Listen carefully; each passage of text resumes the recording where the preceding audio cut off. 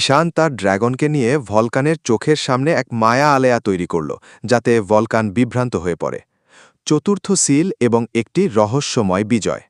সামির ভলকানের মাথায় দাঁড়িয়ে তার তলোয়ারটি সজোরে সেই রক্তলাল স্ফটিকের উপর গেঁথে দিল। এটা আমার বাবা মায়ের জন্য, এটা আমার পৃথিবীর জন্য, সামির গর্জন করল। এক বিকট আর্তচিৎকারে পুরো ৪ নম্বর তলা প্রকম্পিত হল। ভলকানের পাথুরে শরীর ধীরে ধীরে খসে পড়তে শুরু করল। স্ফটিকটি ফেটে গিয়ে এক তীব্র সোনালি আলো বিচ্ছুরিত হল, যা তুষারের শরীরের সাথে মিশে গেল।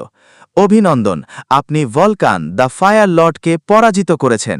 বিস্ট তুষারের চতুর্থ সিল মুক্ত হয়েছে। তুষার নতুন শক্তি অর্জন করেছে, এলিমেন্টাল হারমোনি।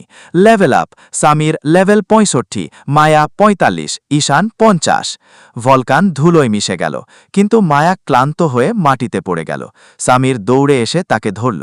মায়া হাসি মুখে বলল, ভাইয়া, আমরা পেরেছি।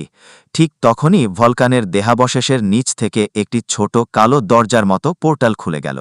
এটি সাধারণ পোর্টাল নয়, এটি হল ৫ নম্বর তলার প্রবেশদ্বার, যা গত ১,০০০ বছর ধরে বন্ধ ছিল। ঈশান অবাক হয়ে বলল, এটিই কি সেই কিংবদন্তির ৫ নম্বর তলা, যেখানে বিস্ট ড্র্যাগনদের জন্ম হয়?